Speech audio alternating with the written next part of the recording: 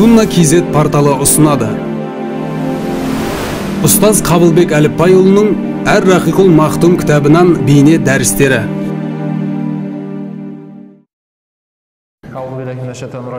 Бисмиллахир-рахманир-рахим. Алхамдулиллахи раббил аламин. Вассалату вассаламу аля саййидина Мухаммад ва аля алихи ва асхабихи аджмаин.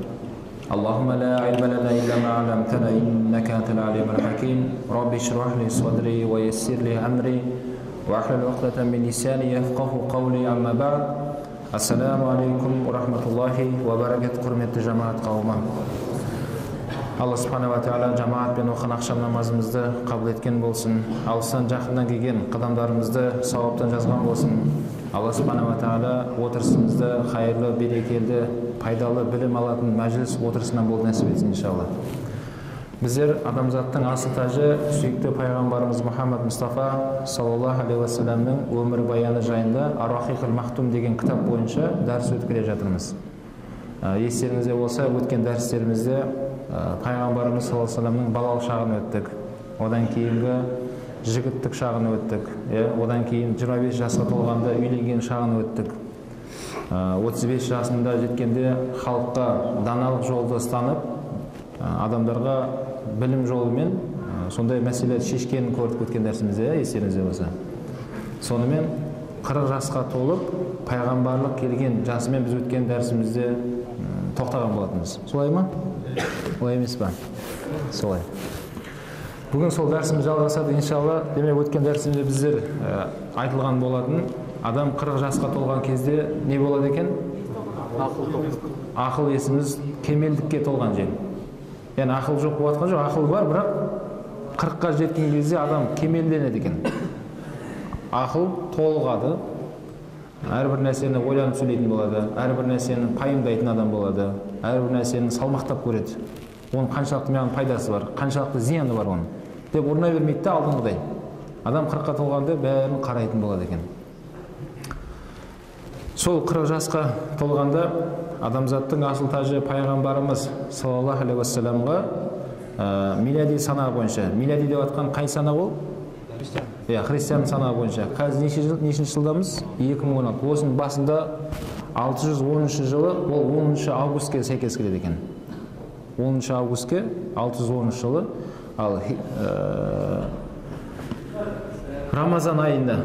Рамазан айында дүйсенбі күні сол кешкі уақытта пайғамбарымыз саллаллаху алейхи вассаламға алғашқы аяттар сөгізе түсті. Сауыр тауында Хира өңгірінде болды. Демек, мынау Рамазан айында Құран түсті деп жатқанымыз сол. Яғни Рамазан айында Құран толық түскен жоқ, яғни Құранның алғашқы аяттар сөгізе түсті. Рамазан айында. Қандай күні ол? Дүйсенбі күні. Дүйсенбі күні Рамазан айының 22-ші күні екен. 21-ші күн. Түнгі уақытта Рамазан айының 21-ші күні, дүйсенбі күні пайғамбарымыз саллаллаху алейхи вассаламға Құранның алғашқы аяттары түсті. Құранда неше сүре бар? 114 сүре бар. Соның алғашқы сүрелері қандай сүре түсті? Алақ сүресінің Иқра бисми раббикаллази халақ. Біз өткен сабағымызда өтті оны. Жабраил періште оқы деді, пайғамбар саллаллаху алейхи вассалам оқи алмаймын деді. Қайтадан оқы деп қысты. Өткенде өткеніңізде болса. Демек, өткен дәрісімізде айтқандай, пайғамбарымыз саллаллаху алейхи вассалам сауатсыз деген сөз айтылмайды. Пайғамбарымыз саллаллаху алейхи вассалам өте білімді болған. Алла субханаху ва тағала пайғамбарымызға білімді берген.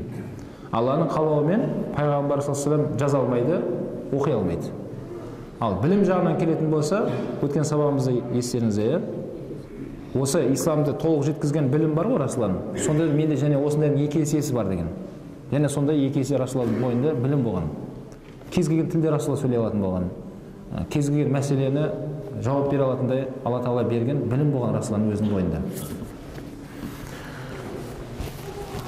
Содан осындай оқиға болғаннан кейін әрине ондай нәрсені көрмеген, ондай періштенің осындай келбетін көрмеген, ондай өмірінде бірінші мәрте солай болды.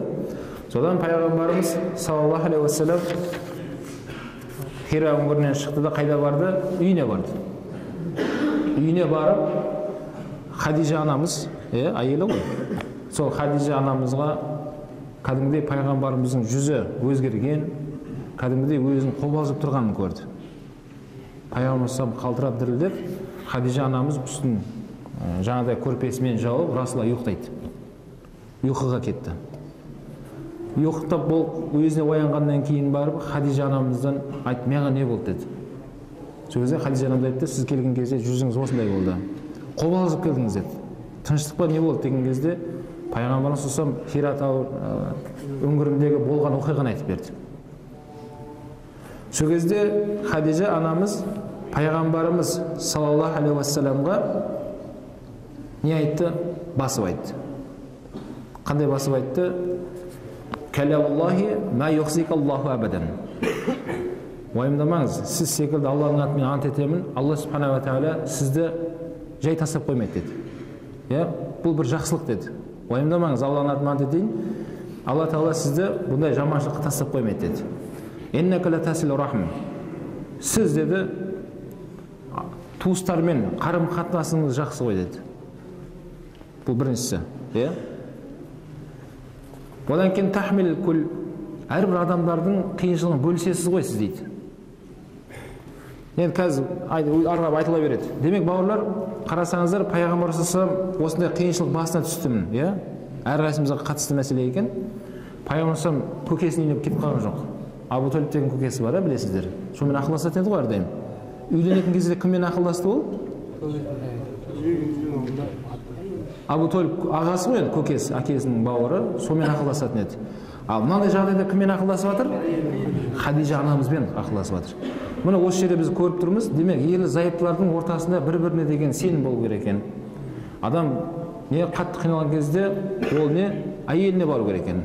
Бірақ әйеліне соған лайықты болып жүру керек. Сөйде ақыл кеңес қоса алатындай.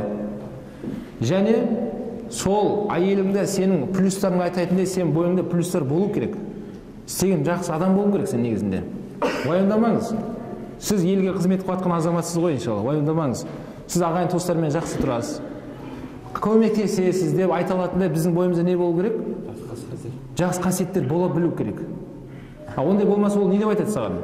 Енді қараңыз, енді білмеймін ғой, енді қара енді. Деп, жоқ, ол басып айта алмайды ондай. Сол үшін не? Демек, міне ерлі зайыптылардың арасындағы бір-біріне сенімді Пайғамбар бізге көрсетті. Досына Абу Бакр досы ғой Пайғамбар. Соған барып онымен ақылдасқан жоқ. Көршісінің үйіне кетіп қалған жоқ.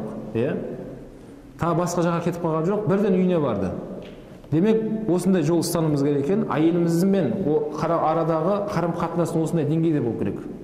Шынымен адам басына қиыншылық түскен кезде, адам шынымен жаныңа бір адам іздейсің. Не айтатындай? Кішкене соның бір жолын тауып көмектесіп беретін адам іздейді екен. Ол біздің әйелдеріміз соған лайықты болу керек, иншалла. Міне Хадижа анамыз да өте сондай білімді, өте сондай текті әйел еді. Пайғамбарымыз саллаллаху және ол әйел адамдарға да құлақтарының алтын сырға, күйеуі сондайға бір проблемаға түсіп қалған кезде ол тек қана плюстарын айтсын.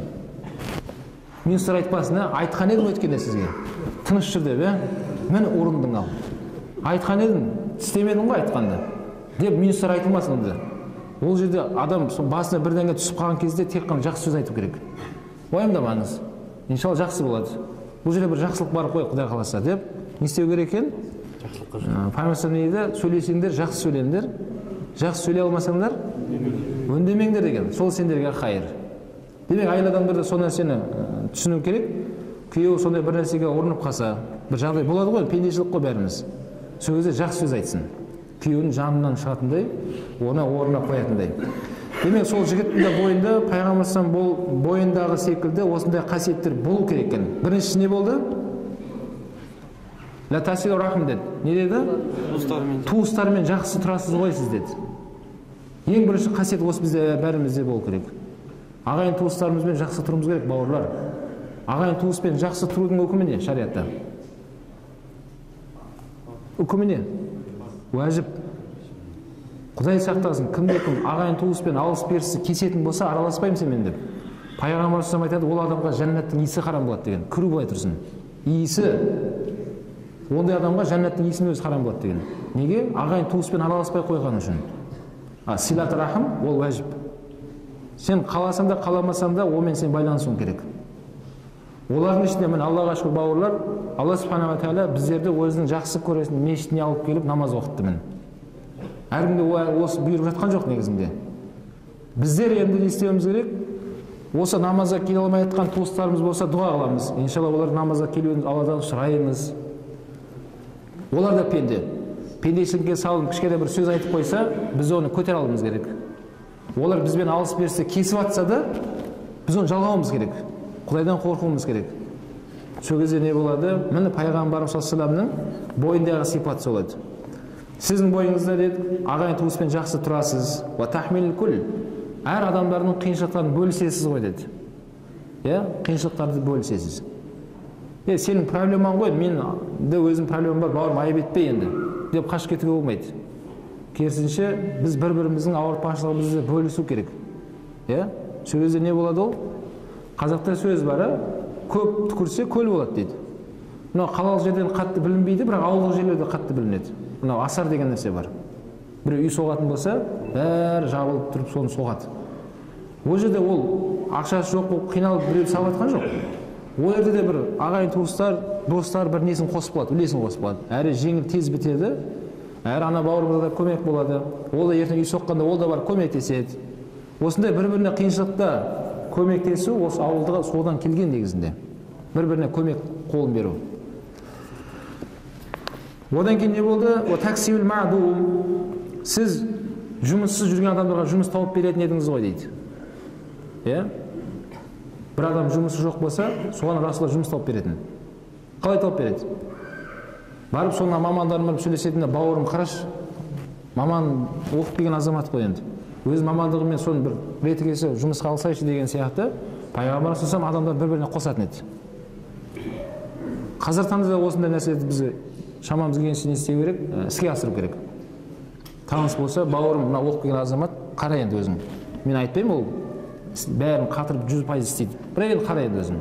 Өзің көр енді деген сияқты жұмыссыздарға жұмыс тауып беру бұл пайғамбар саллаллаху сипатынан еді. Біздер Мұхаммадия үмметі болғаннан кейін біздер не істеуіміз керек? Біздер де бір-бірімізге қолдау көрсету керек. Ва тақрал даиф дойф. Және сіз көп қонақшыл адам едіңіз дейді. Қонақ. Пайғамбар үйіне көп қонақ шақыратын, сондай қонақшыл адам болған. Осы қонақшыл болуды біздің ата-бабаларымызды өзімізге сіңіріп жіберген бізде. Ол да ауылдық жерде қатты білінеді. Ауылдық жерге кез келген үйге барып, Құдай қонақпын деп кіріп барың да. Сен танымайды олар. Не істейді? Төріне отырғызады. Иә. Қажет болса бір қойдың басын кеседі ана жерде. Алдына бас қояды. Ана жеңгеміз балалардың аузынан жырып тығып қойған сандықты ашып, дастарханға қояды бәрін. Сіз кеткеннен кейін не істейді оны? Қайтам балалардың аузынан жырып соны құлтап қояды. Балалар жылауы мүмкін. Ертең қонағым келсе не беремін мен оларға дейді. Міне, осы нәрсе біз дінден алынған нәрсе. Біз қонақты ойлайтын адамбыз. Үйді соққан кезде солай соғады екен бізде қазақ. Ана залым кең болсын дейді. Әлі үй басталған жоқ әлі. Залым ойлап тұрады. Ана залым кең, ертең қонағым тағы қысылып қалмасын, ыңғай соқып қалмасын, сол залым кең болсын. Біз қонақшыл халықпыз. Осы нәрсені діннен шыққан нәрсе. Осы қонақ жайлы болу ол жаман нәрсе емес. Пайғамбар саллаллаху айтады, кім Аллаға сенсе, ақырет күніне сенсе, не істесін дейді? Қонағына жақсылап қарасын деген. Қонағына жақсылап қарау ол имандылықтан екен. Міне пайғамбар саллаллаху соны Хадижа анамыз есіне салып жатыр. Сізді Алла тағала тастап қоймайды ғой, сіздің бойыңызда осындай қасиеттеріңіз бар ғой. Не, сіз қонақшыл адамсыз. Қонақ күтесіз, адамдардың жақсылық қылған адамсыз. Ва та'ана аля наваил хақ. Сіз ақиқатты қолдайтын адамсыз ғой деді.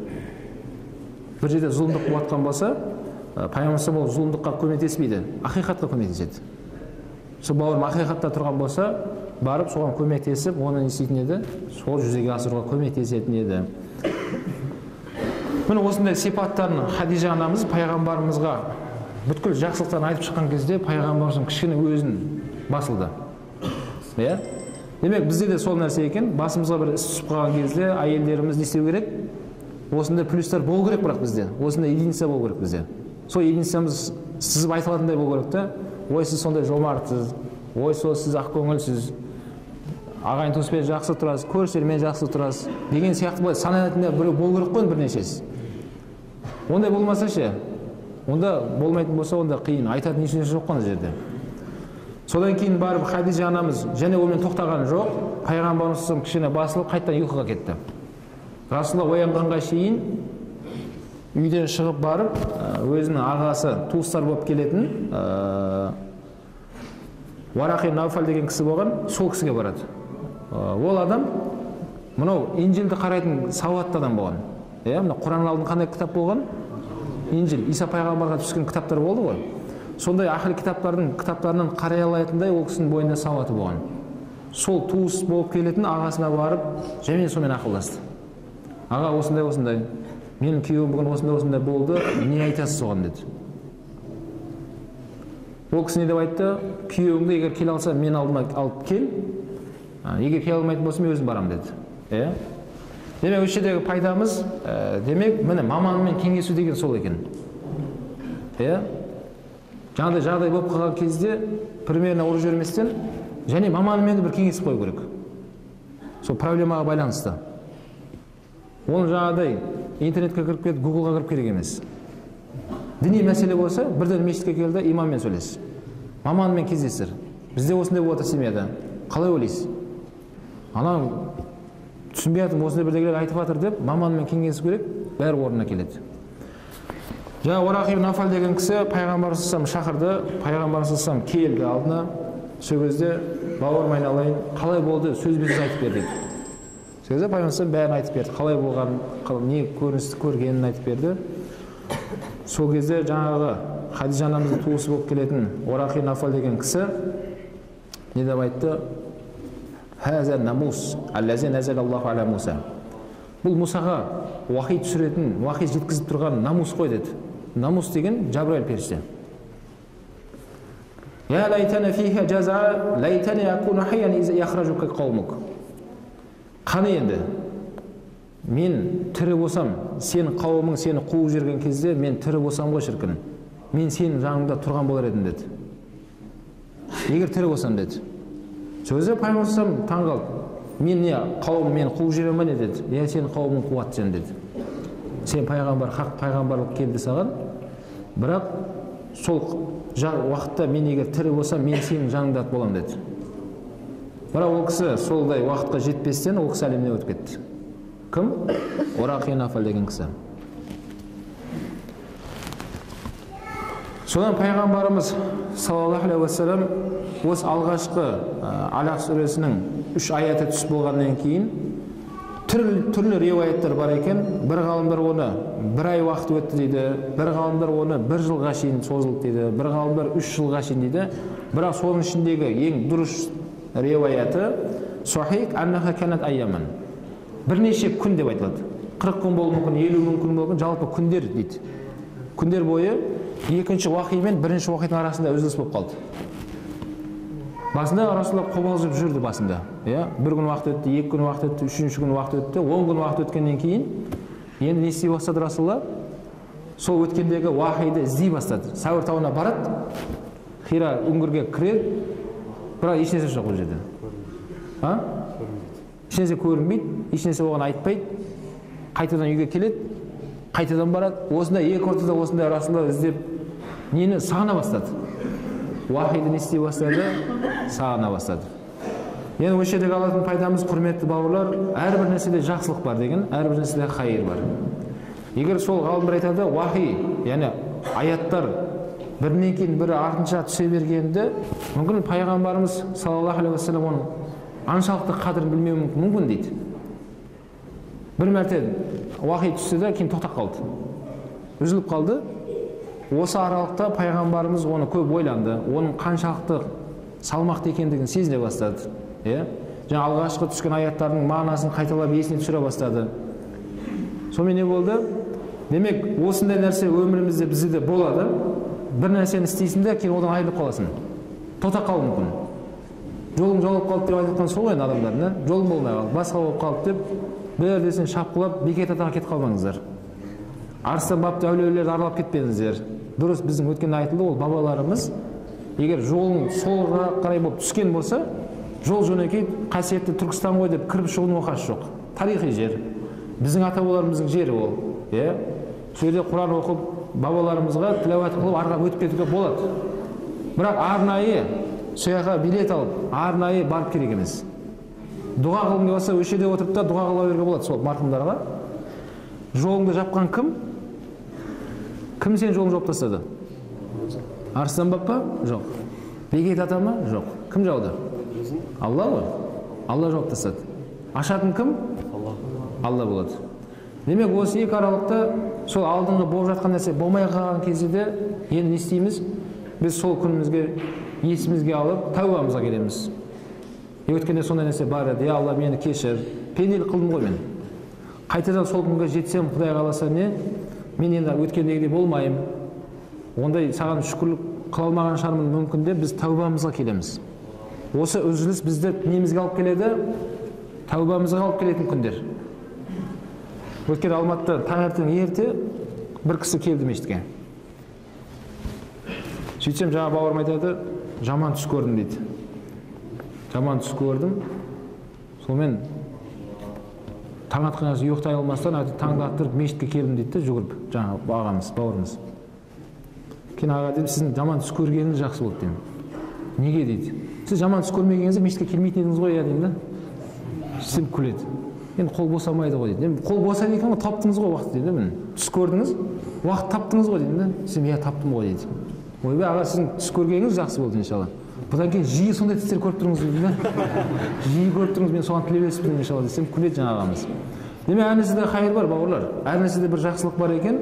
Міне осындай бір нәрсе болмай қалған кезде оның қадірін біліп тәубаға келесің. Соның қадірлі екендігін біле бастаймыз. Мысалы қазір міне кризис мәселесі. Иә? Кризис мәселесінде де көп адамдар өткендегі жүріспен үйреніп қалған ғой енді. Ақшаны былай шашып, былай шашып. Мүмкін қазір болмай жатқан шығар кейбір адамдарды. Бірақ сол күндерімізге бір тәубамызға алып келетін бір кезең келді қазір. Енді қолыңда барыңда қанағат қыласың енді. Оны алдыңда оңға солға шашу жоқ. Бірақ не болады? Енді өткен күнімізге тәуба қыламыз. Я Алла бізді кешір. Мүмкін осындай бір болу керек шығар деген сияқты бір өзіліс болу керек болды. Иншалла біз бұдан шығып кетеміз. Өткен айтылды ғой, бұл дағдарысты адамдар жасап жатқан жоқ, Алла жасап жатыр бұны. Дағдарысты кім жасайды? Алла жасайды. Бұл дағдарыстан да құтқаратын кім? Алла Тағала болады. Өткенде айттық қой, 40 парыздың алдындағы 7-еуінің ішіндегі біреуі не еді? Неге? Жақсылық, жамандық кімнен дедік? Алладан екеніне иман келтірдік. Ол парыз ол. Мен қазіргі нені кризис жамандық қой біз үшін. Осы кімнен болды? Алладан болды. Демек Алладан болған нәрсеге енді сол қалпында біз не? Я Алла тәуба деп осы күнімізге де шүкір. Бұдан да жаман күнде тойға барғанбыз ғой деп не? Шүкірлік қыламыз. Бірақ кешегі күндерімізді еске көп алуымыз керек енді. Қай жерде біз қателік жіберіп қойдық? Қай жерде пенделік қылып қойдық? Енді ертең кризистен шыққан кезде осы күнді ұмытпауымыз керек. Ей Алла, кеше ғана қиналған кезім есімде мен қайтадан содан шықтым. Енді қалған өмірім Құдай қаласа жақсы болып өтсін. Алланың берген нығметін жақсы жолға жұмсайын деген нығметпен иншалла ниет етуіміз керек екен. Міне осындай кезең пайғамбарымыз бойында өтті, ол бізге үлкен ғибрат болды. Демек, екі уақидың арасында қанша уақыт болды мерзім? Бірнеше күн екен. Бірақ риуаяттар бар екен. Бір ай дейді, бір жыл, 3 жылға шейін деген сияқты риуаяттар бар екен. Бірақ сайып деген кезде соның ішіндегі дұрыс риуаят қайсы екен? Бірнеше күн екен. Аллах алам неше күн бірақ? Алла біледі. 40 күн болуы мүмкін деді, 50 күн болуы мүмкін, 20 күн болуы мүмкін, бірақ осындай күндер деп айтылады екен. Сондай уақыт өткеннен кейін пайғамбарымыз саллаллаху алейхи әдетіне салынып, неге баратын еді? Тауға баратын еді. Тауға барып, Хира үңгіріне кіреді, сол жерден отырады, жаңағы уақиды іздейді, аңсайды, бірақ ол жоқ. Содан пайғамбарымыз қайтадан таудың үстіне шығып кететін еді.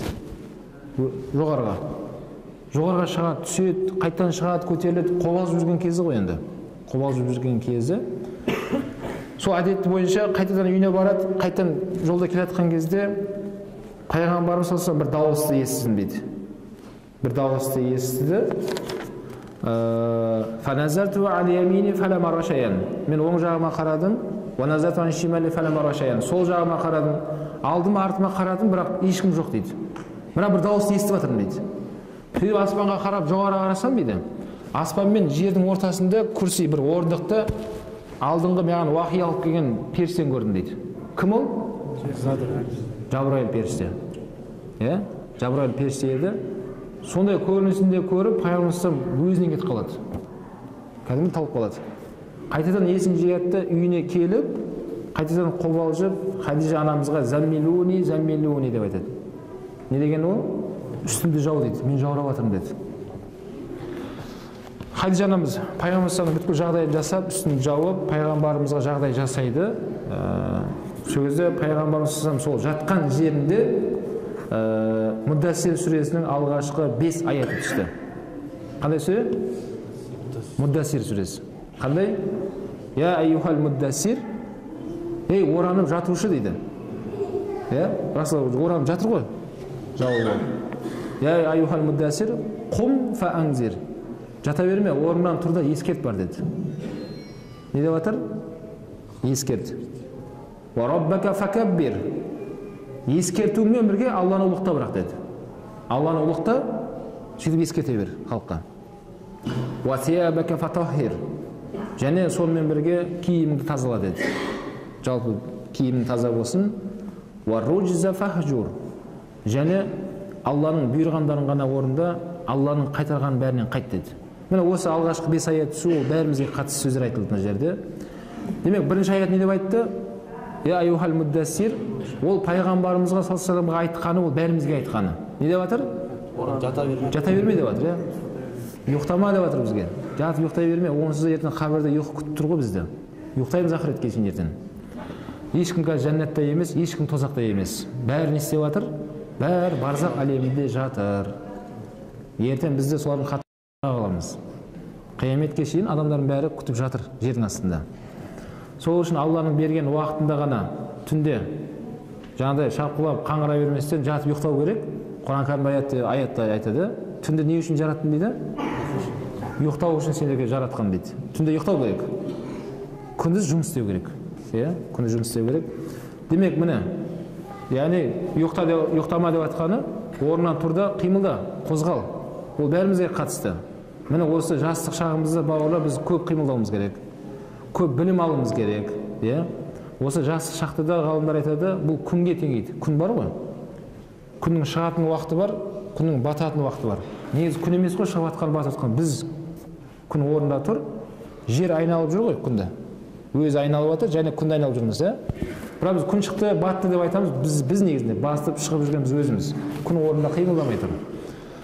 Сол күнге теңейді ғалымдар, күннің шығып жатқан уақыты біздің бұл балалық шағымыз екен. Күннің батып баратқан жағы біздің қартайған шағымыз екен. Нағыз күн жерге күш беретін уақыты ол түскі уақыт екен. Күн шығып келе жатқан кезде жарық деген аты болмаса, бірақ жерге андай не бермейді екен. Сәулесін беріп, нұр андай не болмайды екен. Жерден өсімдікті шығаратындай күш қуат бермейді. Асырдан кейін де күн батып баратқан кезде андай не бермейді екен. Әлсірейді екен, ақырындап. Нағыз күш беретін уақыт қай уақыт? Түскі уақыт. Міне біз сондай осында тұрмыз қазір. Нағыз қазірде жан таласып, білім алып, еңбек етіп, нағыз алып қалатын кезіміз осы кезеңде. Ой, әлі жасымыз жүре бермек, жасымыз өтіп баратыр негізінде. Ертең ана күніміз батып баратқан кезде тағы да сол кезде берейін десең, беретін түк жоқ сенде. Бойыңда қуатың кетіп қалған. Болмайды ол кезде. Сол үшін не айтты Алла Тағала? Пайғамбарға айтты, орнынан тұр деді, жата берме. Бізге де айтып жатқан ол. Қимылда. Уараббака құм фа аңзир. Тұрда не деп жатыр? Ескерт деп жатыр. Біз де ескертейік бір-бірімізге.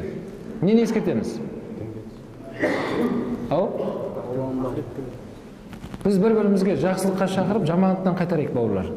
Бұл осы үмбетке берілген, басқа үмбеттердің алдындағы осы дәрежемен біз көтеріліп кеткенбіз. Құран кәрімде Алла Тағала не дейді? Kuntum khayra ummatin ukhrijat lin-nas. Шығарылған адамзаттың ішіндегі ең хайырлысы, ең жақсысы болыңдар деп біз мақтап жатыр. Не үшін? Ta'muruna bil ma'ruf, жақсылыққа шақырасыңдар бір-біріңді. Wa tanhauna 'anil munkar, бір-біріңді жамандықтан қайтарасыңдар. Wa tu'minuna billah, Аллаға иман келтіріңдер деп осы 3 сипатымызбен Алла Тағала бізді мақтады. Демек біз бір-бірімізді не істейік? Жақсылыққа шақырайық. Бір нәрсені көріп қалдық па, оны сол өзіне ескертіп, маманмен кездестіріп, оны орнына қойып керек ол бауырымызды. Мысалы айтатын болсақ, осы мешіттегі қатысты өткенде айттық қой. Салафизм деп жатыр, вахабизм деп жатыр, басқа бірдеңе деп жатыр. Соның бәрі өзіміздің бауырларымыз. Мен маман ретінде айтайын, қазір осы күнге шейін әлі біреу келген жоқ маған.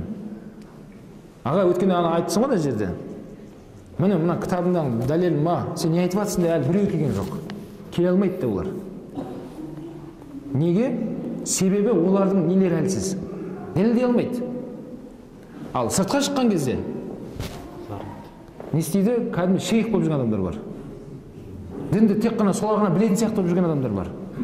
А олар сіздермен сөйлеседі. Имам емессіздер ғой сіздер. Маман болмағандықтан сіздермен байланысады. Сіздермен сөйлеседі, танысады сіздермен.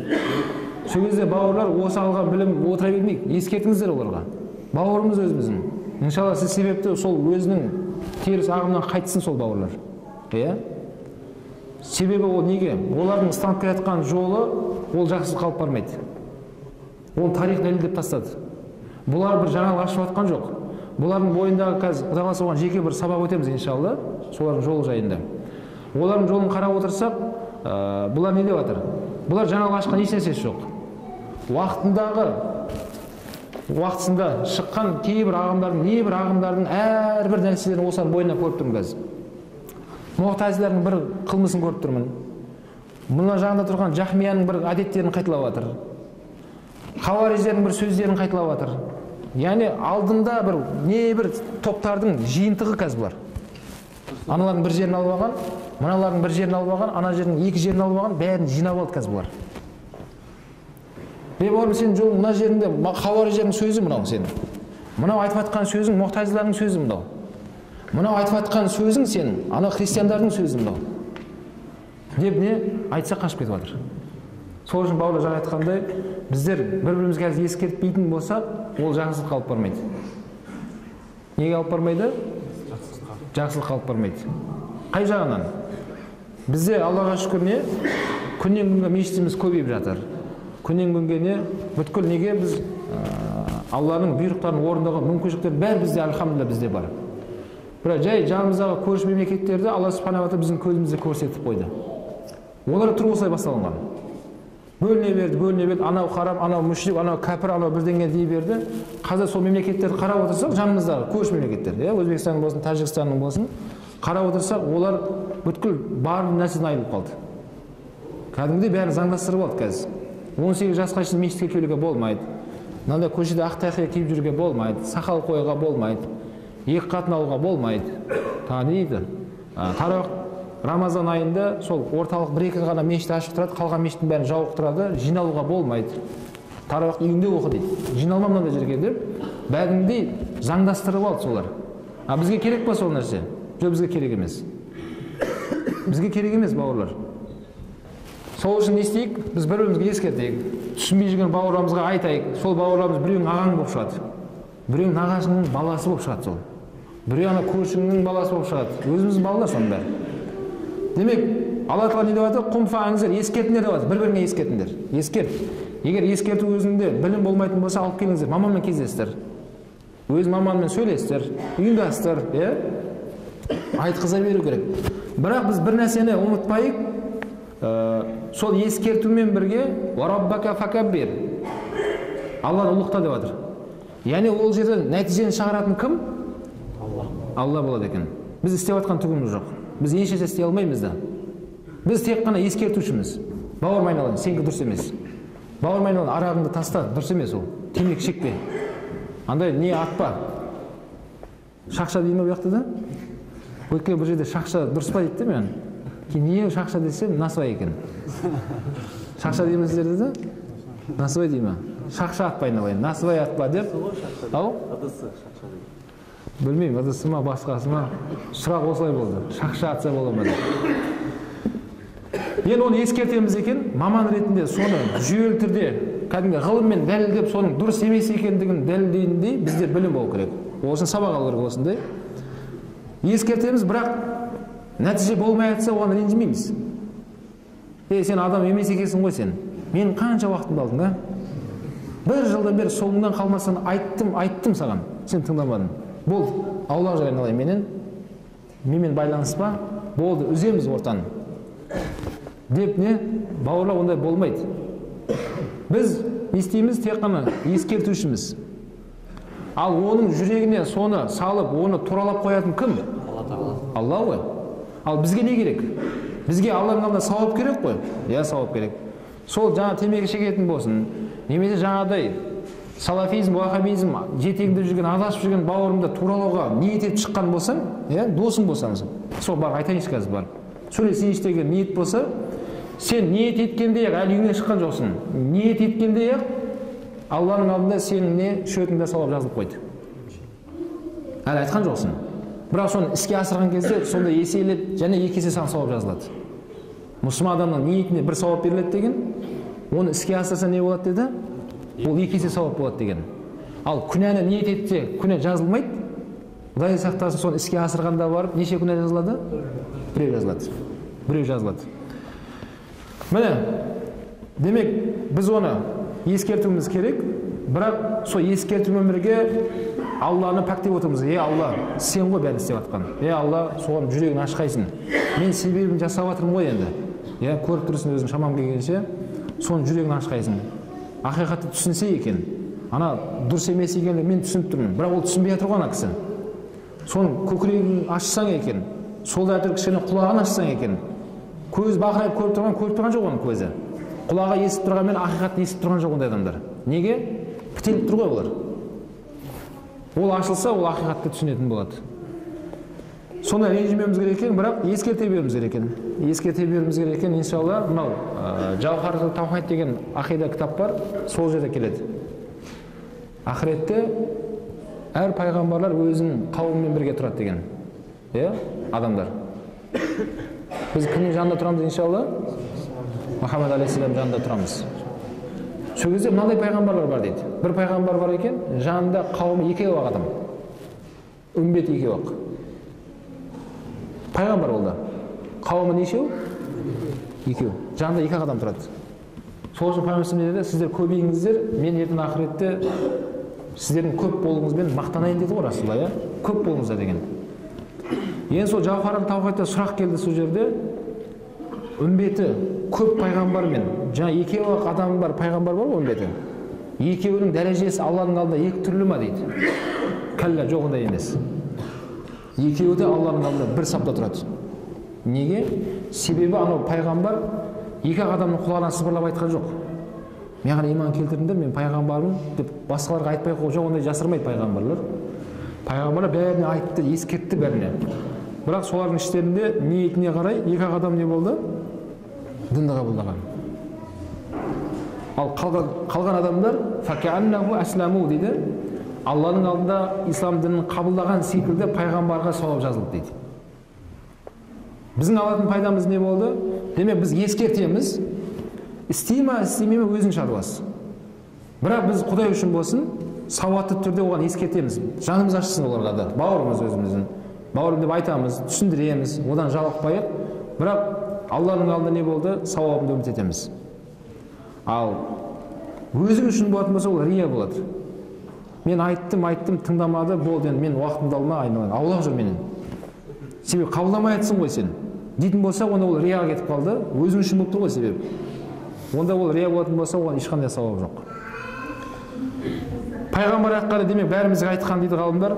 Демек бірінші аят не деді? Оранып жатушы орнынан тұр. Тұрда барып ескерт. Және ескертумен бірге не істеді? Алланы ұлықтап жүр деді. Алланы ұлықтап не? Тіпті ғалымдар айтады, кейде сол жаңағы арағын тастай алмай айтқан, темекісін тастай алмай айтқан адам болса, айтамыз ғой түсіндіріп, бауырым, ол зиян, білесің ғой, деп тұрды, арасында айқайлап тұрып Құран оқы дейді. Арасында үзіліс қыл да сөзіңді тоқтат. Сөйтіп не істе дейді? Құран оқы. Алланы ұлықтаудың ең үлкен жолы Алланың кәламын оқу. Алланың Құранын оқу. Құран оқы да қайттан жалғастыр сөзіңді. Неге десе, бұл Алланың сөзі оның жүрегіне кіреді. Алланың сөзі ғой ол. Сенің сөзің жетпей жатқан еді, Алланың сөзі кетті ары қарай. Білесіздер, мына Омар ибн Хаттаб радиаллаху анху дінді қабылдауына не себеп болды? Осы Құран еді. Құран себеп болған. Ол бірінші тыңдаған кезде Таухид сүресін тыңдап қалды ғой. Қарындас үйіне барған кезде, білесіздер ғой. Оны иншалла өтеміз орны келген кезде. Сол кезде не деп айтты ол? Соны тыңдаған кезде Омар ибн Хаттаб кәдімгідей елжіреп кетті жүрегі. Мынау адамның сөзі емес деді. Адамның сөзі емес. Айтқан сөз сол болған. сол несімен барып пайғамбарымыз алдына барып не істеді, исламды қабылдады. Демек, вараббака факаббир деп жатыр. Әрбір нәрсені біз бір-бірімізге ескерткен кезде Алланы ұлықтап отырмыз керек арасында. Құран оқы. Кәдімгідей қираатын келтіріп алып, тәжвидімен әдемілеп Құран оқу керек. Біреулер айтады, Құран оқыды ма білмеймін, не айтқанын айтты, бірдеңе айтты дейді ана жерде дейді. Өлең сияқты болып кетті дейді. Бауырлар, ондай болмасын. Құран Алланың сөзін біз дұрыстап оқиық. Аллаға шүкір, мешіттерде курстар бар, сауат ашу курстары бар ғой. Тәжвидтен қарекеңдер бар мына жерде. Қарилар бар, Алланың бергені бұлар. Осы қариларды пайдалануымыз керек. Алдына келіп, күніге бір 2 аяттан, 4 аяттан жаттап жүрсек те бар, ол бір күн бітеді. Ол иншалла жаттаймыз иншалла. Алланың сөзін жаттап, кім Алланың сөзіне махаббат қойса, ол оған беріледі деген. Мына Мысырда Рамсес деген адам өткен. Ол кісі христиан болған. Бірақ қари болған. Құранды толық жаттаған, мықты қари болған. Кейін адамдар сұраған, сіз қари болдыңыз, исламды қабылдадың ба десе, жоқ, қабылдағаным жоқ дейді. Айтып жатқан Құранға сенесің ба десе, сенбеймін дейді. Неге жаттап алдың Құранды? Ол айтқан, мен бір сүрені жаттап көрдім дегенде, сүре оқыған кезде жүрегім қуанды дейді. Өте жаным рахаттанды дейді. Сөйтіп қызығып 2-ші сүрені жаттадым дейді. 3-ші сүрені жаттадым. Сөйтіп 114 сүрені бәрін жаттап салған ғой кісі. Рамсес деген адам өткен. Ғалымдар айтады, демек, мұсылман емес адамның өзі Құранға махаббат қойған еді, не болды оған? Құран берілді. Ол лағнеті иблис шайтан бізге ой салады. Жасың өтіп кетті. Басын қабылдамайды, қақпайсың сен бәрі. Болды, өтіп кетті. Сен жаттауың үшін баяғыда 6 жасар бала кезінде жаттауың керек еді. Сен ол кезде доп деп ойнап жүрдің, енді бауырым ренжіме дейді. Жасың 30-ға келді, 40-қа келдің, жаттай алмайсың деп не істей береді ол? Жаман сообщение жібере береді. Ал андай жаңағыдай көңіл көтеретін желі келген кезде сен жасартып көрсетеді. Ой, нағыз сен баратын кезің. Нағыз жүретін кезің сен. Көріп қалмайсың ба, жүріп қалмайсың ба сен? Ой, жүре бересің ба, жассың ғой сен деп. Онда да жақсы сообщение келеді. Небір түрлері версиялармен жібере береді саған. Ой, мен әлі жаспын ғой деп сонымен істейміз, сыбанып шыға бастаймыз. Мынау доктор Джунди деген үлкен ғалым Нұр-Мубаракта сабақ берді, осы бірнеше жыл алдым. Ол кісі сол контракт бітіп қайтып кетті Мысырға. Сол кісінің ең соңғы қоштасуда айтқан сөзін айтайын сіздерге. Жаңа Нұр-Мубаракта доктор болған, Алиасқардан келген доктор еді. Сол доктор айтады, мен Қазақстанға келетқан кезде ниет етіп келдім дейді. Иншалла Қазақстанда бірнеше қарт кісілерді қари қылып шығарамын, және бірнеше жас адамдарды қари қыламын деп ниет етіп келдім деді ол кісі. Бірақ осы сөзі ең соңында айтты. Сенесіздер ме? 90-дағы кемпір апамыз қари болды сол кісінің қолынан. 90-дағы апа. Ең сөзінде соңында соны айтты. Көптеген жас адамдар сол кісінің қолынан қари болып шықты. Қазір қанша Құран ұстаз болып жүрген азаматтар Алматыда. Демек, бауырлар, ол жас не емес екен, біз ақылға салсақ не болады? Ақылға салсақ жаттай алмаймыз деп ойлаймыз. 90-дағы апамен біз салыстыруға бола ма енді? Енді ақылға салсаң, ана 90-дағы апа ғой енді. Өзің атын ұмытып қаласың ғой біреулер. Қалай еді деп. Құранды жаттап алды дейді, 90-дағы апамыз сол кісінің аузынан шыққан сөзінде ол. Аллаға шүкір деді, мен сол Алладан сұрап келген ниетіме жеттім деп, ол кісі көзіне жас келіп, дұғасын беріп кетті уақытында. Жаңа Джунди, доктор Джунди деген, Алла өмірін ұзақ етсін сол кісінің. Міне, шынымен Алланың кәләміне біз махаббат қоятын болсақ, не? Ол беріледі бізге. Иншалла ол беріледі. Сабағымызға оралайық. Және 4-ші аятында сол Алланы ұлықтаумен бірге «Уасиябака фатахир» бірақ таза жүр деді. Киіміңді таза ұста. Демек, бұл жердегі алатын пайдамыз не? Біз бауырлар мұсылман адамбыз. Біз Мұхаммадия үмбетіміз. Бұл жерде айтып жатқан пайғамбардың киімі кір емес. Яғни пайғамбар айтып жатқаны бәрімізге айтып жатқаны.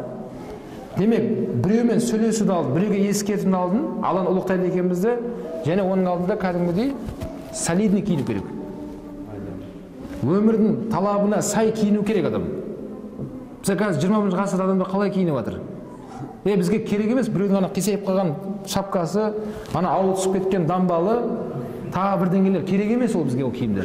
Біздің өзінің қазақтың несі бар? Киімі бар. Қазір 20-ші ғасырда адамдар қалай киініп жатыр? Сол киімді кию керек. Адамдардан ерекшеленіп, бөлініп керек емес бауырлар. Ондай керек емес.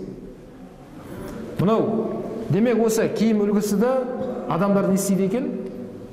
Сенің сөзіңді қабылдауына, онымен дұрыстап мәміле қылуға, сенде бойыңда ешқандай бір ерекшелік байқамау керек. Сен киімің жаңадай болса, басқаша бір киім кисең, ол адам сен, тұра тұршы, сен өзің кімсің дейді ғой, кімсің сен? Сенен қорқып тұрмын мен дейді. Түрің болса мынау, киімің болса мынау. Бір бауырым айтады, сақал сүннет қой дейді. Сақал сүннет, әрине сақал сүннет. Ең соны сақал көп айтады қазір дейді. Бауырым дедім, сақал қойып отқан болсаң, сол сақалға жарасып жүрмейсің ба дедім да, сақалды. Сақал бізге таңсық нәрсе емес қой қазақтарда. Дұрыс па? Абай атамды ешкім уахаби істеп жатқан жоқ. Төле би, Айтеке би, Қазыбек билерді ешкім уахаби істеп жатқан жоқ.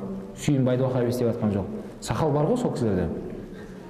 Бірақ сенің түріңе қарап тұрсам деймін да, сақалың бар, басында кепка, құлағында наушник, тырысып қалған футболка, шорти, түріңе қарасың шпанаға ұқсайсың деймін да. Сен сақал қойған екен, соған жараса киінбейсің ба? Басыңа пайғамбар сияқты бас киім киіп жүр. Соған жараса ұзын көйлек киіп жүр. Қазір қоғамдағы өзіңе жарасын киінсейсің сен. Содан кейін барып айтсай, саған кім тиісіп жатыр?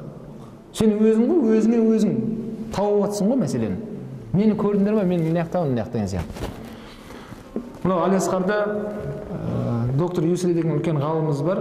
Алла ол кісінің өмірін ұзақ етсін. Сол кісі Сахих Бухариден сабақ береді. Имам Бухаридың хадисінен 9 жылдан бері соны өтіп келеді, әлі біткен жоқ. Сахих Бухари бар ғой, 9 жыл болды қазір, уже 10 жыл кетіп жатыр. Әлі біткен жоқ ол кісі, әлі сол шарқын өтіп келе жатыр. Сол кісі бір дәрісінде отқанымызда айтқан еді, сол доктор Юсри. Ол кісі сол Алиасқардың мешітіне келген кезде космичалар галстукпен келеді да мешітке. Ал басқа жерлерде Алиасқардың формасын сондай өзінің киімдерін киіп жүреді, өздерінің ұлттық киімдерін. Ал Алиасқардың мешітінде отырған кезде тек қана сол бір көріністі көретінбіз. Костюм шалбар, ақ көйлек, галстук, осылай сабақ отырып, сабақ береді. Қандай сабақ беріп жатыр? Сахих Бухариден, хадистен сабақ береді. Кім? Доктор Юсри, жаттап алыңыздар, шейх Юсри. Сол кісі бір сабағында айтты, оны ешкім сұрағанымыз жоқ, бірақ өзі айтты. Бауырлар деді, мен осындай киінетінді мүмкін ойлайтын шығарсыңдар сендер дейді. Мына кісі осындай галстук киіп келеді мешітке. Мен жай киініп жүрген жоқпын дейді. Мен түс көрдім дейді. Түсінде пайғамбар саллаллаху осы мешітте көрдім деді. Алиасқардың мешітінде Расулалланы көрдім. Пайғамбар саллаллаху галстук тағып, космичаларды осындай киімде көрдім мен деді. Содан оянып кеттім дейді. Содан бері мен өзім сөз бердім. Мен Расулаллаға ұқсағым келеді. Осы мешітте жүрген кезде. Деп, содан бері осындай киінемін мен дейді ол кісі. Егер қазір пайғамбар саллаллаху тірі болғанда, адамдар қазір қалай киініп отыр? Тура осындай киінген болар еді. Галстукпен, керек болса галстугын тағатын еді, көйлегін, жейдесін, не? Яғни қандай адамдар қазір киініп отыр, заман талабына сай, пайғамбар сондай киінген болар еді. Адамдар қандай үйде тұрып жатқан болса, пайғамбар сондай үйде тұрған болар еді. Адамдар қандай көлікпен жүрген болса, пайғамбар түйесімен жүрмейді қазір. Түйесін тастап немен камримен жүретін еді. Заман талабы сол ғой енді. Заман талабына сай Расулалла солай жүрген болар еді дейді. Демек мына киімді тазала деп айтқаны, демек міне заман талабына сай киіміміз үлгісін реттеп алайық. Оны біздің бабаларымыз істеп қойған, бәрін реттеп берген бізге. Біреуге еліктеудің ешқандай оқаш, керегі жоқ. Біреудің ананың шалбарын алып келіп, мынаның тақиясын алып келіп, ананың көйлегін алып келіп, жинап үстіңе киіп керек емес оны. Бар ғой өзіміздің киім, дұрыс па? Қазақша өрнекті киімді киіп ал. Анау әйеліміз болсын, қаракөз қарындасымыз болсын, қап-қараға орап тастамастан соларды. Өзіміздің қазақтың дәстүріндегі ою салынған киім кигізіп алып шықсын соны. Ешкім соны ағымдағы қыз деп айтпайды соны. Дұрыс па? Бар ғой біздің қазақтың сол оюланған киімдерді біз тек қана бір жылда бір мәрте көреміз. Қашан көреміз оны? 22 наурызда бір көрініп қалады. О, керемет қылып бір қараймыз. Содан келесі сондай жылға шейін бол тығып жоқ қылып тастайтын. Білмеймін қайда тығып тастайтындарын. Жоқ, одан кейін жоқ. Бауырлар, сол қыздарымыз киіп жүрген қап-қара киімдер сол біреулердің сондай киетін үрдіс ұлттық киімдері сол. Арабтардың мысалға. Арабтарға біз қазір киімімізді ұсынсақ, олар қабылдамайды оны. Не істеймін онда? Өзім киім бар ғой дейді. Сол сияқты біз де сөйтіп айтуымыз керек. Бізге арабтардың киімі керек емес, бізге түріктердің киімі керек емес, бізге анау Пакистанның киімі керек емес. Ұлттық киімдерін айтып жатырмын мен. Өзіміздің ұлттық киіміміз бар. Біз өзіміздің немізді көтеруіміз керек. Жас балалардың ішіндегі ең бірінші қабылдаған Али болды. Мынау пайғамбар өзі көкесінің қолында өсті ғой, білесіздер өткен дәрісте. Көкесі кім? Абу Талиб көкесі. Ол кісінің балалары өте көп болған. Кейін пайғамбар үйленді, Хадижа анамызға өзі бөлек еншісін алып шықты ғой. Кейін содан кейін барып ақылдасып пайғамбарымыз саллаллаху алейхи вассалам кімді қолына алды? Алиді алды. Барып көкесіне айтып, аға, осы бір балаңыз мен қолымда өссе, өзім тәрбиелесем деп, сол Алиді алған еді. Сол Али бір күн ұйқыдан оянып кетсе, пайғамбарымыз саллаллаху алейхи вассалам Хадижа анамыз екеуі таң намазы оқып тұрған еді. Таң намазы оқып тұрған еді. Кейін Али жас бала ол кезде не деп айтты? Сендер не істеп жатсыңдар деді. Сол кезде пайғамбарымыз саллаллаху алейхи вассалам жас баламен, жас баланың тілінде сөйлеп, онымен мәміле жасады. Қараңыз, бізге алатын пайдасы. Кейін Алиға түсіндіріп айтты. Мен пайғамбармын. Аллаға серік қоспауға шақырамын, бауырым. Ислам дінін қабылдаймын десең, қабылда. Жоқ, мен оған керек емес десе, онда өзің білесің. Бірақ осы екеуміздің ортамызда болған әңгімені әкең айтпай ақ қой деді. Әкесі кім? Абу Талиб. Папаң айтпай ақ қой деді. Өзің біл деді. Қабылдаймын десең өзің қабылда, қабылдамаймын десең өзің біл. Сонда кім? Али айтты, жоқ, мен әкеммен ақылдасамын деді. Әкеңмен ақылдассаң, онда айтпай ақ қой деді. Осы күнде қаласасын қоя сал деді. Али жақсы, онда мен істемей ақ та қояйын, әкеме айтпай ақ қояйын деді. Сол жерде жақсы өзің біл деді. Бірақ осы әңгіме таңертең болған әңгіме, содан бір күн өтті, түн өтті, Али түнмен ұйықтай алмады. Ойланды дейді. Не деп ойланды ол? Мен дүниеге келетін кезде шынымен әкеммен ақылдасқан жоқпын ғой дейді. Әке, келсем бола ма осы әлемге? Мен де келейін да деп ақылдасқан жоқпын ғой мен дейді. Мен келдім ғой дүниеге дейді. Енді сол мені жоқтан барып жаратқан Алланы тануға, оған құл болатын кезде мен неге әкеммен ақылдасам дейді. Баланың сөзі ғой енді ол. Тағы сол халқымды алып жүрмеңдер тағы. Мен намаз оқитын болсам, әкем не керегі бар оның? Жоқ, ондай әңгіме емес. Бұл баланың сөзін айтып беріп жатырмын сіздерге. Али жас бала, өзінің ойы ғой, бала тілімен сөйлеп жатқан кезі. Сөйтіп түнімен ойланып, толғанып, таңды зорға аттырып, барып пайғамбарымызға не деп айтты? Қабылдайды. Мен кеше сіз не айттыңыз, соны айтыңыз, үйретіңіз маған, мен сізбен бірге боламын деді. Кім ол? Али. Али радиаллаху анху исламды қабылдады. Содан не болды? Мынау жалпы ол кезде құл деген адамдар болған, құл, бас бостандығы жоқ адамдар. Сондай пайғамбарымыздың қол астында да құл емес, бірақ Хадижа анамыз пайғамбарымызға сыйлыққа берген кім бар еді? Зайд ибн Сабит бар еді. Зайд ибн Сабит өте сондай көрікті, өте сондай аманатшыл, өте сондай жақсы жігіт еді. Соны Хадижа анамыз сатып алған ғой уақытында. Сол пайғамбарымызға тұрмысқа шыққаннан кейін сол жігітті пайғамбарымызға сыйлыққа берді. Бүгіннен бастап осы жігіт сіздікі, сіздің қызметіңізде болсын деп пайғамбарымызға подарок жасаған. Кім ол? Зайд ибн Сабит. Зайд ибн Сабит. Оны пайғамбарымыз алғаннан кейін, ой, жақсы болды ғой, мен құлым деген жоқ Расулалла. Не деп айтты? Ой, бауырым болдың, бүгіннен бастап қолды алып кел деді.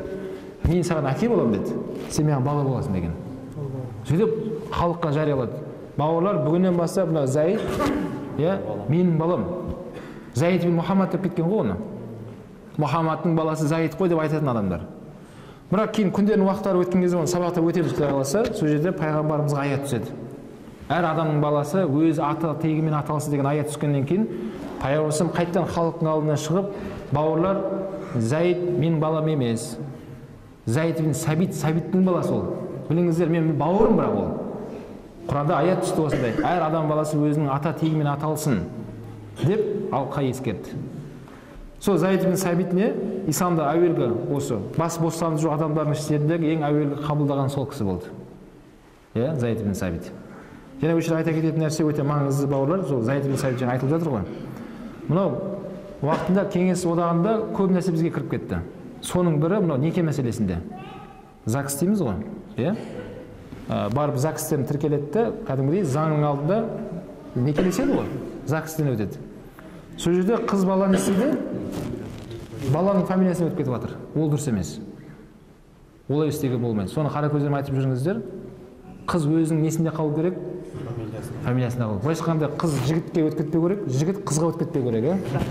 Әркім өзінің ата тегінде қалу керек. Сол пәленшеев болып қалу керек, ана пәленшеева болып өзінің фамилиясында қалу керек. Ата тегі ғой.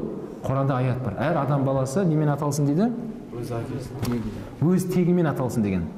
Ол қыздың ата тегін алып тастап, өзіңнің фамилияңды беруге хақың жоқ сен. Ондай істеуге болмайды. Шариғаттың шеңберін айтып жатырмын мен, дін бойынша. Енді сол достардың ішінде пайғамбар саллаллаху алейхи ең жақын досы кім? Абу Бакр. Ол пайғамбар саллаллаху алейхи 3 жас кіші болған. Яғни пайғамбар саллаллаху неше жаста тұр қазір? 40. Абу Бакр нешеде? 37-дегі жас жігіт болған. 37-дегі кісі жігіт болған. Пайғамбар саллаллаху өте жан жолдасы болған. Жахилет кезінде, исламнан алдында ол пайғамбарымыздың жан досы болды. Ислам келгеннен кейін де пайғамбарымыздың жан досы жалғасты ол кісінің. Сол пайғамбарымыз саллаллаху алейхи вассалам Абу Бакрге айтты. Сенімді жігіт қой. Абу Бакр деді, мен пайғамбармын деді. Маған иман келтір. Иман келтір деген сен мен, мойында деген. Абу Бакр да өте ақылды жігіт болған. Ол кісі өте бай, өте текті ұрпақтан шыққан жігіт. Және сол жахилет кезінде, надандық дәуірінде де ол кісі зина істеген адам емес. Арақ ішпеген, пұтқа табынбаған, өте сондай таза адам болған. Ол айтатын еді адамдарға, өзіне де пайда бермейтін, саған да пайда бермейтін тасқа табынбасаңдаршы деп айтып жүрген адамдардың бірі сол болған. Бірақ ол Алла деп айтатын ешкім болмаған ғой оларға. Бірақ бір жаратушының бар екенін білген, бірақ тасқа табыну, пұтқа табыну ол дұрыс емес екендігін ол кісі білген. Сол пайғамбарымыз оған пайғамбарлық айтқан кезде Абу Бакр не деп айтты? Бауыр, мен сен досымсың ғой, мен сені жоққа шығармайын деді. Бірақ мен білем деді. Пайғамбарлардың, сол пайғамбарларын растайтын мұғжизалары болады деген. Мұғжиза деген не? Адамдар істей алмайтын сондай керемет. Оны адамдар істей алмайды, оны пайғамбарларға ғана беріледі. Мысалға кім? Мұса пайғамбарға қандай керемет берілді? Аса таяғы. Аса таяғын тастайтын еді, ол сондай Фирғаудың сиқыршыларын жыланын жеп қойды ғой. Аса таяғымен Қызыл теңіз ұрған кезде 12-ге бөлінді. Қолтығына тыққан кезде нұр болатын, сондай бір кереметтер болды. Иса пайғамбарға қандай мұғжиза болды? Өлген адамдар тірілтетін еді Алланың қалауымен, дұға қылатын еді, бейітке барады да, Алланың атымен дұға қылып, тұр деген кезде атып тұрады орнынан. Неше ғасыр алдын сүйегі шіріп кеткен адамдар еді, бірақ орнынан тұрады. Алапес тері ауруымен ауырған адамдарды Алланың атымен дұға қылып сипаған кезде ол жазылатын еді. Бірақ соны ешкім істей алмаған сол кезде. Ал Мұхаммед алейхиссаламға да соны айтып жатыр да, Абу Бакр ше. Мен білем, алдыңғы пайғамбарда осындай пайғамбарлығын дәлелдейтін осындай мұғжизалар болған, кереметтер болған. Сенде қандай керемет бар деді ғой. Өте орынды сұрақ қойды. Сен бір керемет көрсет маған деді. Сол кезде пайғамбар саллаллаху алейхи қандай керемет көрсетті оған? Түсін айтып берді. Абу Бакр, бүгін сен ұйықтадың деді. Сен түсің айтып берейін ба деді. Айтып берді. Сен түсіңді кеше үйттің ғой, анаяққа бардың дейді. Расында түсін айтып берді оны. Не көрген? Сол кезде Абу Бакр бірден калима айтты. Ақиқатында мен осындай түс көрдім бүгін деді. Бұл Алланың қалауы ғой, әрине. Пайғамбар саллаллаху бұл ғайыпты білмейді. Бірақ пайғамбар саллаллаху осындай нелер берілген, осындай мұғжизалар берілді, пайғамбарлығын күшейтетін. Бірден Абу Бакр сол бір кездесуде исламды қабылдаған сол ғана болған. Оны пайғамбар кейін әлемнен өтіп кеткенге шейін айтып жүрді соны. Бауырлар деген, мен адамдарды исламға шақырған кезде адамдар ойланып көрейін, ақылдасып көрейін, ағамнан сұрайын, жәкемнен сұрайын, ертең хабарласам ғой деп кетіп қала беретін дейді адамдар. Илля Абу Бакр деген. Абу Бакр ғана өйтпеген дейді. Абу Бакр бір кездесуде не істеді? Қабылдады деген. Міне осындай, жалпы осы алғашқы 3 жылдың ішінде не болды? Ең сенімді адамдарды өзінің хақ жолына шақыра бастады. Енді осы жерде алатын біз пайдамыз жаңа айтылды, біз кеше мынау Кеңес одағында 70 жыл кішкене бір үзіліс болып қалды бізде, шын айтамын.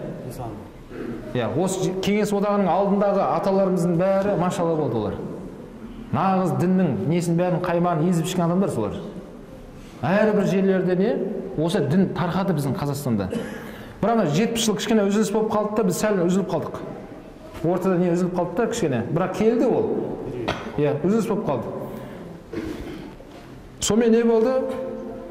Әркім өз бетінше ізденіп кеткен болды. Өз бетінше біреуден сұрай бастады діндерді.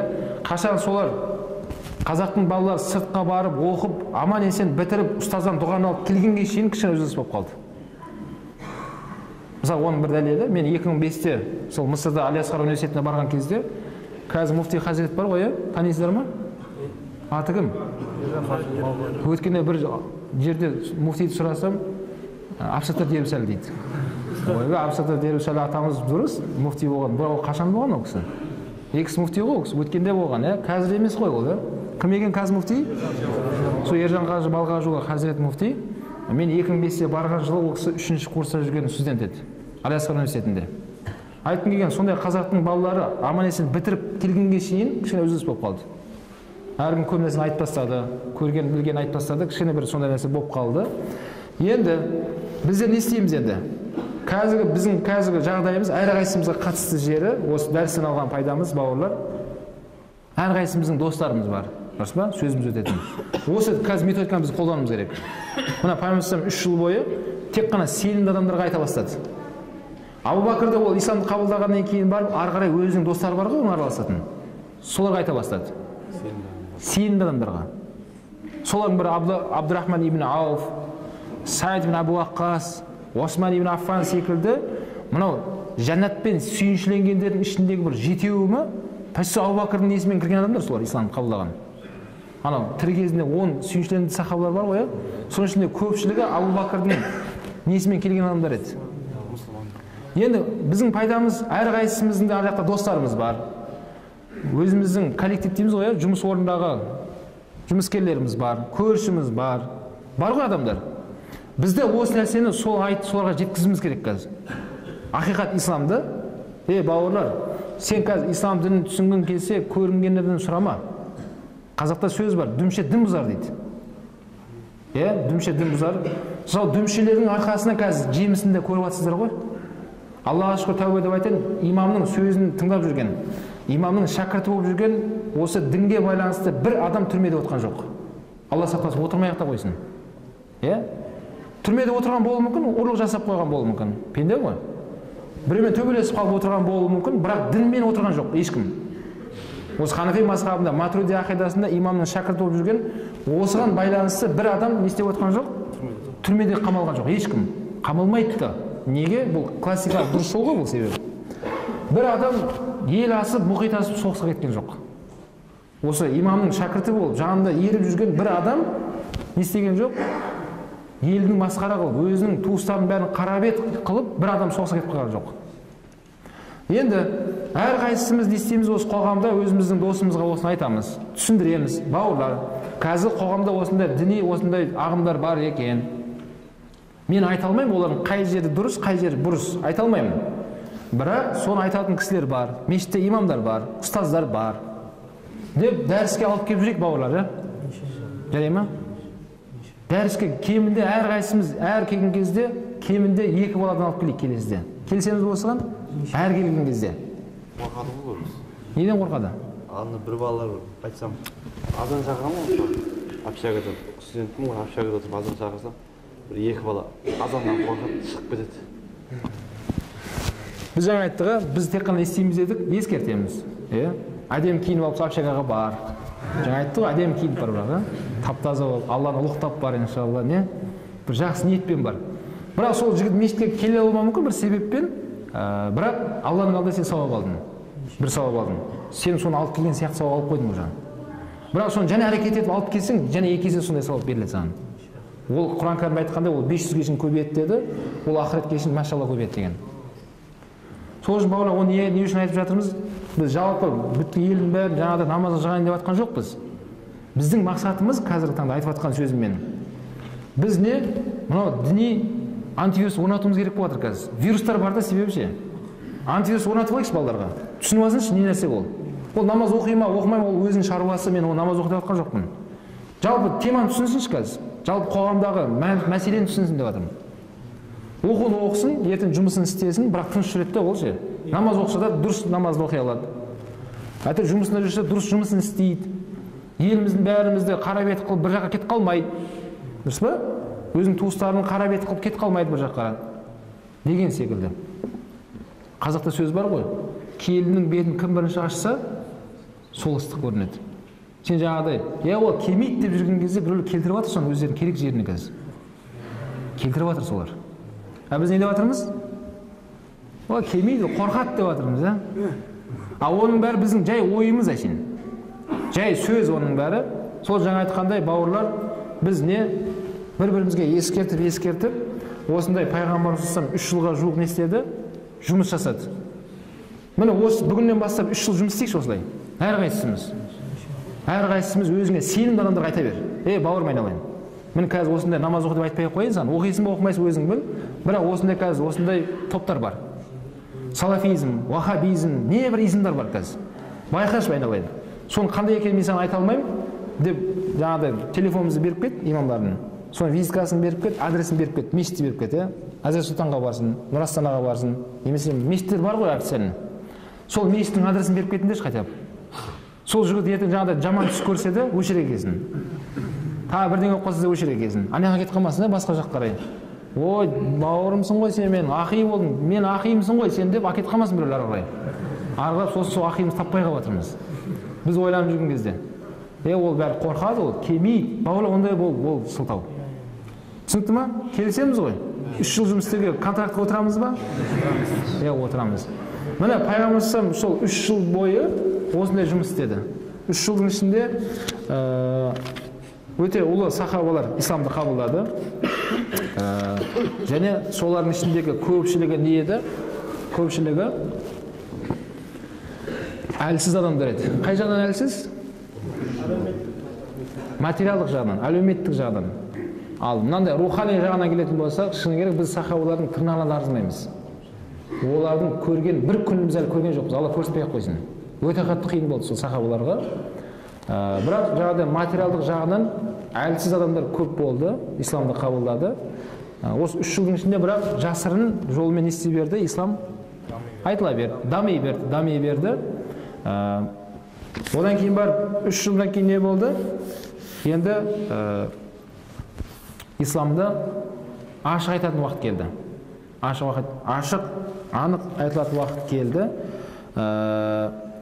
Ашық айтылатын уақыт келген кезде пайғамбарымыз саллаллаху алейхи вассалам бірінші неден бастады деді пайғамбарымызға? Уәзир аширатакал ақрабин деген аят түсті пайғамбарымызға. Бұл Шуара сүресінің 214-ші аят. Мағынасы не? 3 жыл бітті ғой. Бұл 3 жылдың ішінде енді адамдарға сенім адам бәрі айтылып болды. Бәрі түсінді. Ислам деген жетті хабар оларға. Енді дауыстап ашық айтылатын уақыт келді. 3 жылдан кейін. Мына аят түсті. Бұл қандай аят? Өзіңнің туыстарыңнан баста деді. Ағайын туыстарыңнан баста енді.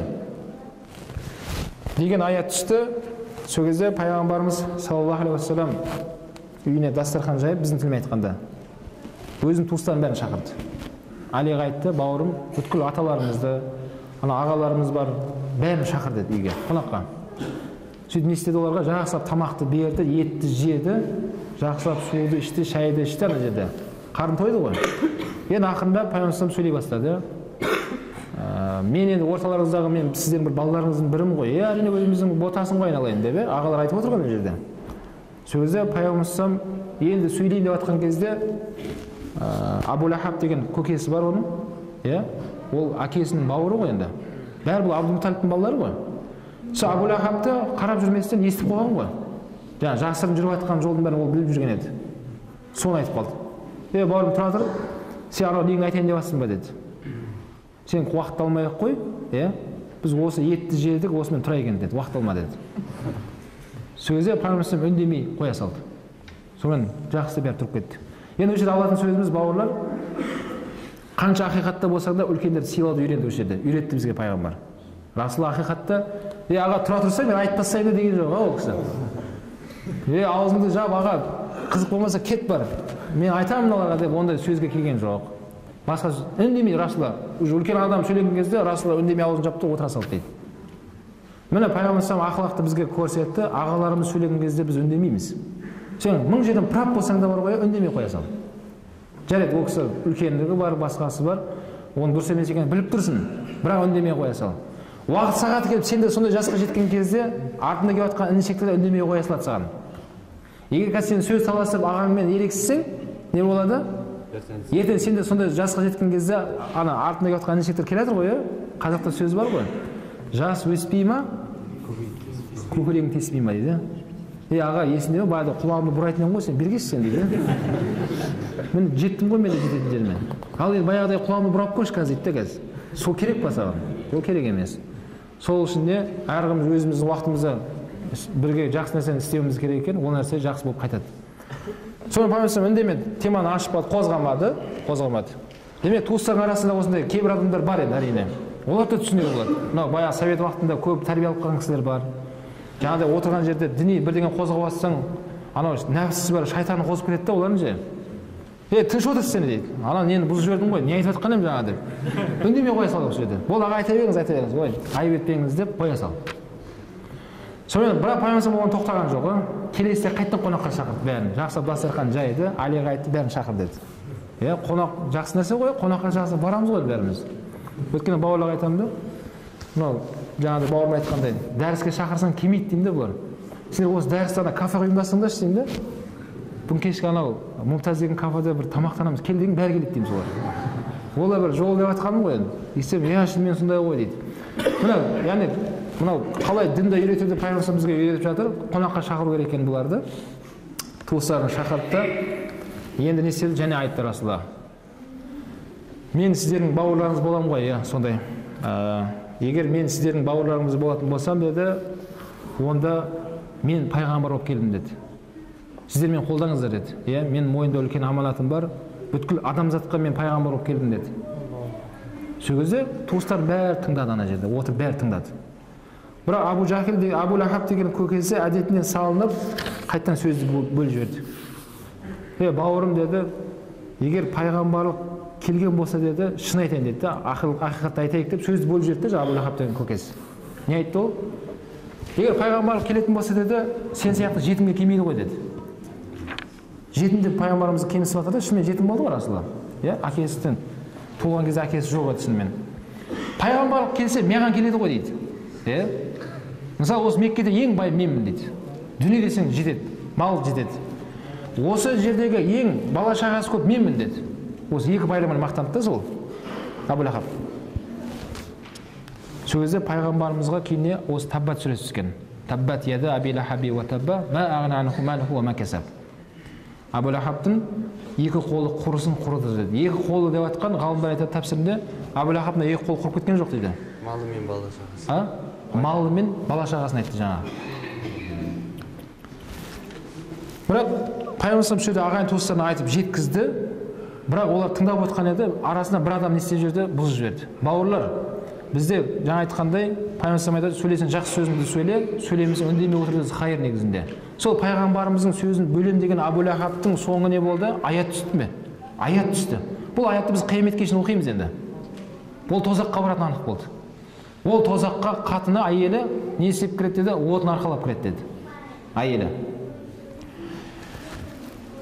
Демек, ондай жақсы сұхбат болатқан болса, оны бұзудың үкімі сонымен бітеді дейді. Жақсылық қалып бармайды. Сен өмірің жақсылықпен бітпейді. Сол үшін біреу Құран айтып жатыр ма, хадис айтып жатыр ма, оны тыңдау керек. Тыңдаймын айтқан болса, үндемей шығып кетіп қал. Бірақ нені бұзба. Отырысты, отырысты бұзып жіберме. Пайғамбар ол туыстарына айтты, олар исламды қабылдаған жоқ. Бірақ сол жерде пайғамбар туыстарымсыңдар ғой, маған кім көмектеседі деген кезде орнынан Али атып тұратын. Жараса мен көмектеседі дейді, жас бала ғой. Али жақсы отыр орнына дейді. Қайттан жоқ, ағаларымнан сұрап деген кезде үндемей қалған кезде Али қайттан орнына атып тұрады екен. Яраса мен көмектесемін сізге деген де, уайымдамаңыз деген. Мен сіздің жағыңызда жүреміз деген. Бірақ Али радиаллаху айтқан сөзі сол періште әмин деді ме, ақиқатында ол жігіт сондай болды. Мына пайғамбарымыз әлемнен өтіп кеткенге шейін пайғамбарымыздың жанында жүрген Али болған. Бүткіл қиыншылықта сол жүретін жанында. Мына Меккеден Мединеге көшетін кезде де басын өлімге тігіп төсекте кім жатты? Али жатты. Я Расулалла жүре беріңіз, мен жатамын ғой деді. Ана аманаттар бар еді пайғамбарымыздың. Әркімден алып қойған аманаттар бар еді. Солар пайғамбарымыздың қас дұшпандары болса да, бірақ ақшаларын пайғамбар үйіне тығып қоятын солар. Неге ол сенімді Мұхаммед қой? Дүниеге келген кезде бір-біріне сенбейді солар. Бірақ Мұхаммедке сенеді саллаллаху алейхи вассаламға. Сол аманатты тапсыру үшін қалай не істесем екен деген кезде Али деп айтты, я Расулалла, сіз жүре беріңіз деді. Мен осы жерде жатып өзім бәрін орнына беріп, өзім жолға шығамын ғой деді. Содан туыстардың ішінде сол бір адам болды сол жерде. Кейін не болды? Келесі күні пайғамбарымыз саллаллаху алейхи вассалам азан ба? Азан келді ма? Жақсы, азаннан кейін жақсы, айтыпсыз. Алғашқы сол Алақ сүресінің аяттары түсті.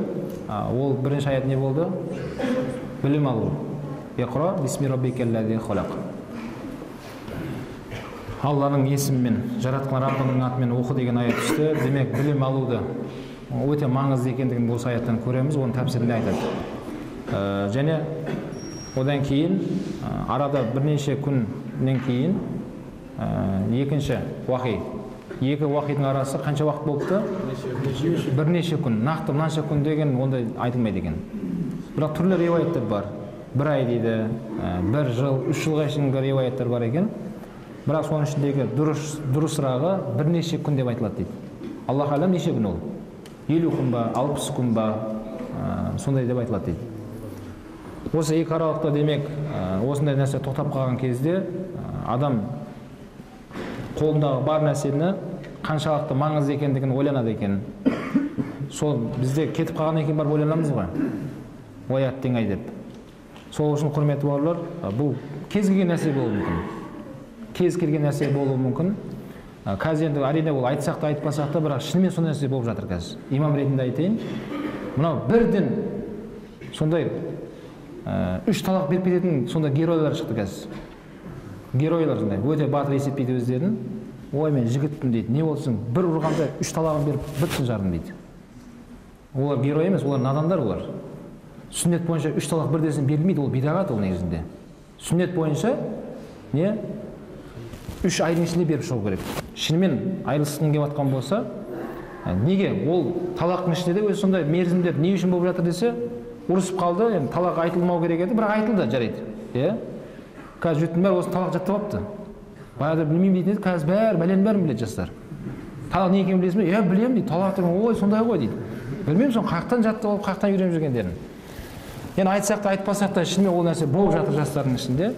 Сол бір талақ айтылғаннан кейін енді ар жақта және 2 талақ бар ғой. Екінші талақтың арасында ойланса екен. Ойлан енді. Қыз да ойлансын, сен де ойлан. Шынымен айырылысуға дайынсыңдар ма екеуің? Өкінбейсіңдер ма ертең? Деген мерзім беріп тұрған мақсат сол ғана. Ал жаңағыда 3 талағын беріп жатса сосын келеді. Ойбай, мен 3 талағымды беріп қойдым, өкініп жатырмын, балаларымды қимай жатырмын, сағынып жатырмын, әйелімді қайтарып берсеңіз екен. Деген сияқты. Ондайға барып қалмау керек та, бауырлар ше. Міне, әрбір нәрсе сол екен. Бір нәрсе болғаннан кейін екінші арасында үзіліс болады сонда. Ойлан сен. Соның асығыстық қылғанға сен өкініп жатқан жоқсың ба? Деген секілді мәселе. Сол үшін қолымызда бар нәрсе бізден кетіп қалған кезде біз не істейміз, енді сабырлы боламыз. Бірақ соның бар кезіндегісін есімізге алып тәубамызға келуіміз керек. Көп ойланамыз, Алладан көп кешірім сұраймыз. Иншалла ол саған қайттан қайтып келеді ол. Әйелің қайтып келеді, уайымдама. Бірақ келесіде енді оның сөз айтпа. Бір талақ түсіріп қойдың енді ойынына. Сен кеше көрдің ғой қандай екен? Ол әйелсіз өмір сүрамайтыныңды сен түсіндің. Дұрыс па? Әрине өмір сүре аласың, бірақ сенің өміріңде ол кедергі болды ғой. Сенің өміріңде көптеген нәрсеге бұзылып кететінін сен біліп тұрсың. Ол әсер етеді бәрібір. Адамға әсер етеді. Сенің мақсатың алдына қойған үлкен мақсаттар бар еді сенде. Соның бәрі бұзылып кетуі мүмкін жүйе. Не адам сол мақсатқа жету үшін бәрі қалыпты өзінің ретімен кету керек. Сол үшін Алланың бергені ғой, бауыры, адам некеге отырғаннан кейін не тастай батып судай сынып кетуіміз керек. Ол неке деген ойыншық нәрсе емес. Ол біреудің қызы. Бәріміздің балаларымыз бар. Ұлым бар, қызым бар. Біреудің қызын сөйтіп алып талағы беріп жүреді, ешкім жақсы көрмейді. Дұрыс па? Ешкім қаламайды сол нәрсені. А талақ деген нәрсе ол ойыншық нәрсе емес. Сол үшін жаңағыдай, шынымен сол бірінші талақ айтылған болса, артында 2 талағын бірден беріп тастамастан ойлан. Екінші талақтың арасында үзіліс болады енді. Ана айдасы келіп, өздерінің тазаратын күндеріне келгенге шейін талағы қай жерге түседі бірінші, қайтарып алады талағы. Сол уақытта қайтарып алуға осындай бір мерзім беріледі. Сол сияқты демек, 2 уақидың арасында айтып жатқан әңгімеміз ғой енді. Демек бір нәрсе болып, одан айырылып қалған кезде біз ойлануымыз керек.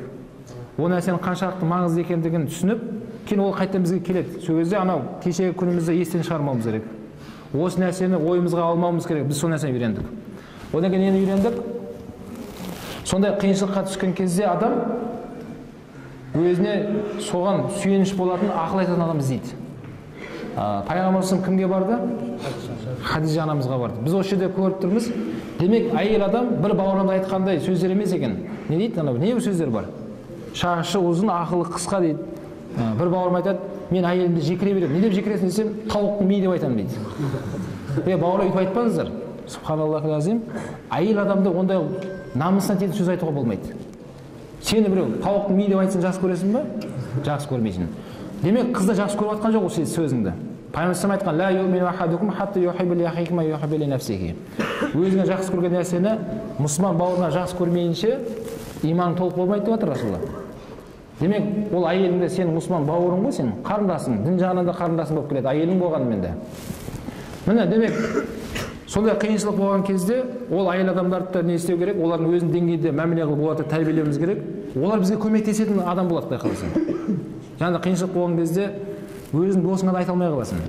Сондай жағдай болып қалса, кіммен ақылдасым керек? Әйеліңмен ақылдасым керек.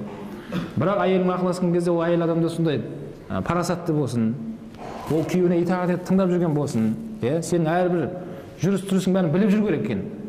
Жаңа көрдік, Хадижа анамыз пайғамбарымыздың бүткіл несін бәрін айтып берді ғой ана жерде. Ал бізде қазір мен байқаймын бір нәрсе бар. Ой, қатынына отчет береді анау дейді. Ой, қатынына бәрін айтып отырады екен дейді. Жоқ, ол жақсы нәрсе емес ол. Ол әйелімен санасып отыр деген сөз, отчет берді деген сөз емес. Ол біліп жүрген жақсы. Ертең қиыншылық болып қалған кезде жаңа Хадижа анам айтып берді ғой бәрін. Егер соны Хадижа білмеген кезде айтпайтын еді ғой оны. Дұрыс па? Пайғамбар қалай не істегенін бәрін айтып берді ана жерде. Плюстарын бәрін айтып берді. Сіз бүйтесіз, сөйтесіз, сөйтесіз, сөйтесіз. Оның бәрін қайдан біліп жатыр? Оның бәрін пайғамбар айтқан ғой оған. Жанында бірге сырласады, мұңдасады. Соның бәрін Хадижа анамыз біліп жүрді. Басынан қиыншылық келген кезде сол Хадижа анамыз жанында тұрып оған не болды? Көмектесті. Ақылына ақыл қосты ана жерде.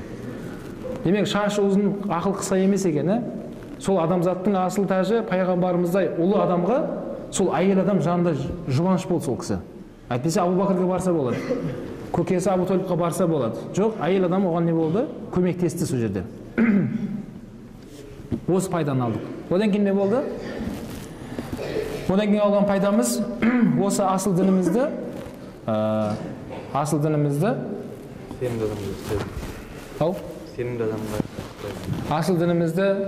бірден қатты кетіп қалмастан ақырында бастауды үйретті бізге. Бізде қазақта не деп айтады? Мұсылманшылық әсте-әсте кәпір болып кірпесті дейді. Құдай сақтасын, Құранды алып бар ғой, лақтырсаң бар ғой сен. Бұл сол мезетте сен Құранға жетпей жатып, сен діннен шығып кетесің.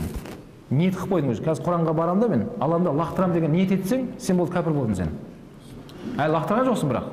Соны ниетпен баратсың ана жағында. Соны айтып жатыр. Кәпір болып бір пәсте ол.